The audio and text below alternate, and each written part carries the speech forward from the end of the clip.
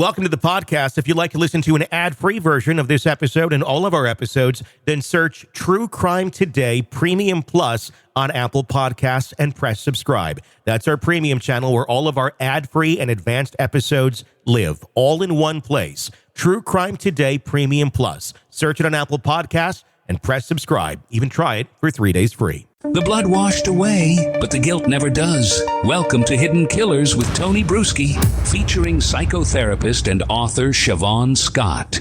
What about Richard Allen himself after going through this? And let's assume, as I believe, he went into a psychotic state and everything that he was doing, from the running headfirst into the wall to eating his own feces to, having lunch, eating Leviticus.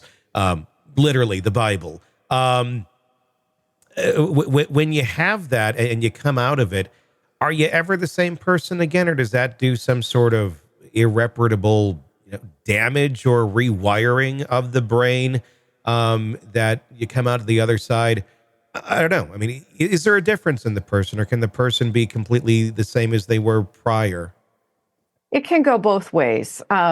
Certainly, looking at him, the little bit of time that we see him on camera, he does not look like a well man at all. He doesn't look like the man who was arrested at all anymore. So with the right medication and treatment and the right environment, could he come back to be essentially the same person he was before? It's possible, but it also wouldn't surprise me if he was left a bit of a shell of his normal self as well. Sure. Let's talk about the actual investigation. Let's talk about how the court has handled this. Judge Francis Gull and her many rulings in this case. And I'm just trying to get a grasp on what is going on here. I mean, if we're going to assume there's nothing that's being covered up necessarily in terms of him having a connection, or the actual murderer being somebody else that they all know and they're covering for.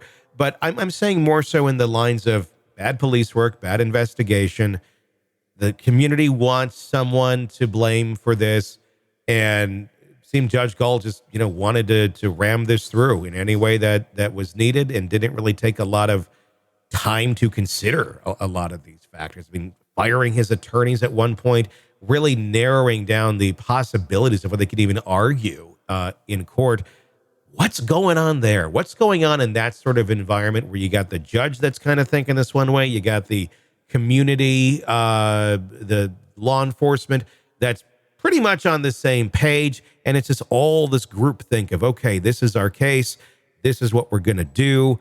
And it just seemed reality and common sense were left out of the equation in all of the motions leading up to this actual trial. And the thing is, that's where most of the big decisions are made, is in the motions leading up to a trial. Yeah, it's really surprising and scary, isn't it? And none of it, as we've said for so long, it smells fishy. None of it has appeared to be transparent. And it just makes me wonder how many other cases are there like this, where somebody is just basically railroaded and the system is not working the way that we think it's supposed to. I mean, is this something that you think commonly goes on in jurisdictions where you kind of got the city basically, against the defendant, and there's no way that they're ever going to look at it fairly? I mean, that's the thing. Like we weren't, nobody's even arguing, I think, for the most part, or saying Richard Allen is innocent. Everyone's just saying, look, this is not a fair playing field to even determine that question. Mm-hmm. Mm-hmm. Yeah, it seems like there should be a lot more protest than there is about it, just from what we know, what we've been able to see. It doesn't look right. The family of Libby and Abby, obviously there is a verdict now. It's sure going to be appealed. Closure. I mean, that's a funny word. It's often, I think, used by people who haven't been through the trauma and they're like, oh, we'll find a way to move on. Like, you never move on from something like your kids being murdered and not knowing who did it. I mean, justice is the only thing, I think, in many people's mind where you can maybe kind of start to move forward, move on a little bit while still living with that pain. How do you think they're coping with this. I'm not trying to put words in their mouth, but yeah, they got a verdict. But I mean, they're not deaf. They're not immune to what the general population is saying, who also want justice for these kids.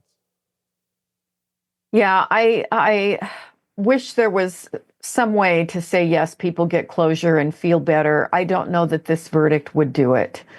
And you know, not knowing them, I don't believe I've seen recent interviews with them since the verdict has come out. Yeah. So I don't know if they feel that they're any better off than they were before.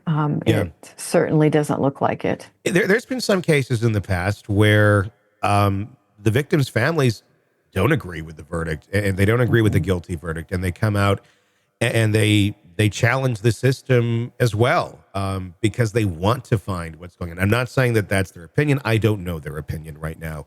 But just for, I guess, talking on a psychological basis and on a mental health basis, if you are in that situation, if you are a parent, and let's just, for the sake of everything, say maybe somebody's in that boat in that family that goes, yeah, we got somebody here, but I don't think it's them.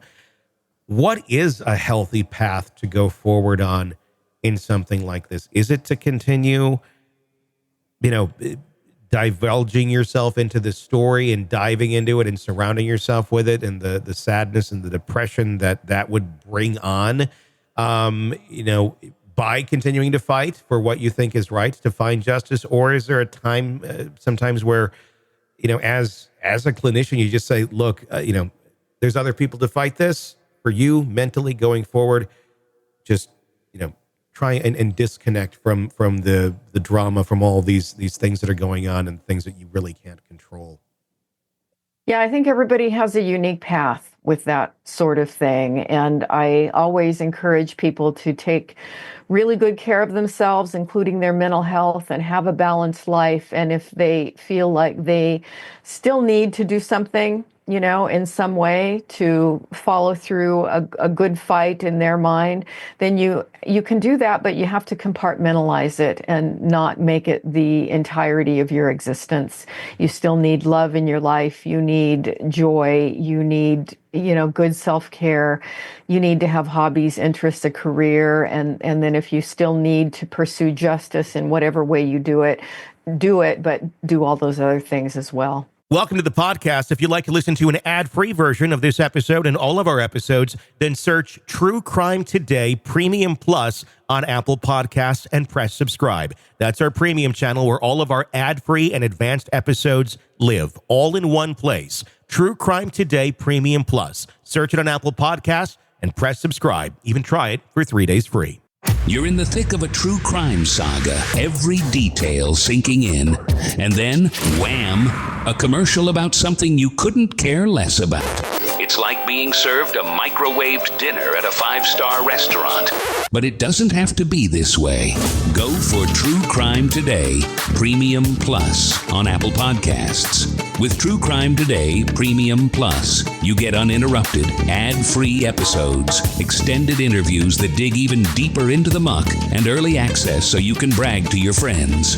It's like ordering the secret menu at a crime buffet. So, search for True Crime Today Premium Plus on Apple Podcasts, subscribe, and savor every twisted detail without interruption.